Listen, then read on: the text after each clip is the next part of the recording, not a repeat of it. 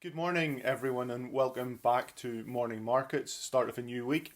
Today, we'll just reflect on some of the data points from Friday that we said we'd follow up on, and then just look to what the week ahead has in store for us.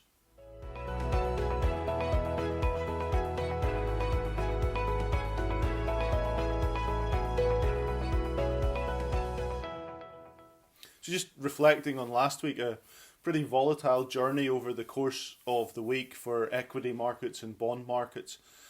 If you look just over the week, what did we see? We saw the FTSE 100 up 6.4%, probably the best performing major equity market that we can see over last week. We had the Euro Stoxx 600 up with 2.6%, with the S&P 500 in the US increasing 1.8%, and then the Nasdaq up 2.4%, which I think probably is one of the more surprising moves given the underlying moves that we did see in the bond market over the course of last week. And just to give some context to that, the US 10-year ended last week at 1.12%. That's a move of some near 20 basis points from the beginning of the week. So quite a material move in the major risk-free asset or the discount rate that can be used in discounting equity models. So quite a move there for us to contemplate. Similarly, in the UK, we saw the 10-year gilt move out to 29 basis points, some 12 basis points move over the course of the week. But that does mask some of the volatility that we saw during the week as well. Just looking then to the data points that we discussed on Friday that we would follow up on, and the first of which is the non-farm payrolls number from the US.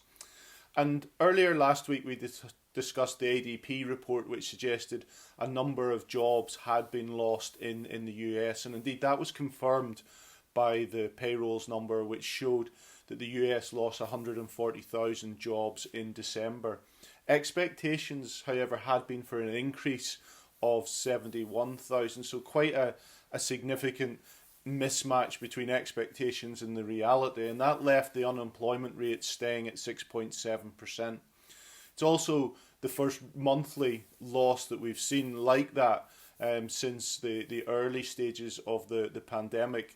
If you go back to March and April, we have subsequently seen a recovery in the jobs market there. So that's something for us to just observe and to think about going forward, given the dichotomy that there is between some of the survey data, thinking to the PMI numbers, services and manufacturing that we discussed last week, and these data points as well. It's also just worth noting that the changing dynamics within that employment mix, and the longer term unemployed number continues to increase. And one of the things that clearly we and everyone else is concerned about is just the longer term implications of COVID-19.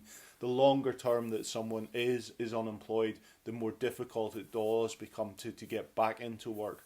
But hopefully, as we get further stimulus measures coming through, and that will support the economy, and we will see job creation returning. I think just the other data point that we wanted to touch on is just what has been happening in Europe and the UK. So with the Halifax UK house price survey as well on Friday, and that continued to show an improvement in UK house prices, albeit slowing down from that rate that we had seen earlier in the year. Some people putting forward a view that may be because we're approaching the end of the stamp duty changes that were introduced to support the economy, although I do note from the weekend press that there does seem to be some expectation, at least building, that some of these measures may be extended further, just given the current dynamics that we have. Turning then to Europe on Friday, we got unemployment data there for the Eurozone as well, and we saw a very slight improvement in terms of the unemployment rate, coming in at 8.3 versus 8.4 last month. Again, expectations had been for a deterioration, so a net positive there.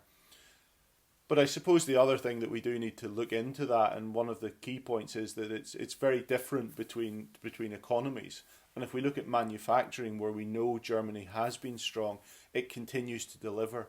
The trade data that we saw on Friday showed an improvement in exports increasing 2.2% month on month. Some of that may have been influenced by Brexit because there was a strong export to the UK, but even so we saw strength in exports to China as well. So not surprising that we continue to see industrial activity in Germany remaining pretty robust. Turning then to the week ahead, what have we got to look out for this week? In the US, we'll get consumer prices. That'll provide an indication of how inflation is trending over the recent month, but also it'll bring us back to the reality. What is the data saying versus what market expectations? We've discussed how inflation expectations have increased over the past number of months, sitting around 2%. Be interesting to contrast that with the actual delivered inflation over the past month and indeed over the past 12 months, just to see how far away we are from that 2% level. Europe will have the ECB minutes. It'll flesh out of our understanding of the changes that the ECB made to policy in that December meeting. Just looking then overnight in Asia, we've had consumer and producer price inflation for China, again coming in pretty much in line with expectations. Consumer prices came in at plus 0.2% year on year. And if we look at producer prices fell 0.4%. Now, whilst producer prices have fallen, it does reflect that in building inflationary pressure that we've seen within the PMI data points, given where the inflation number was much earlier in the year. So continued improvement in the domestic economy in China. I'll leave it there. Please do subscribe in our YouTube channel, and I look forward to speaking to you again tomorrow. Many thanks. Thanks for watching. If you enjoyed this video, please leave a like and don't forget to subscribe to the True Potential YouTube channel. If you have any questions or requests for future videos, let us know in the comments.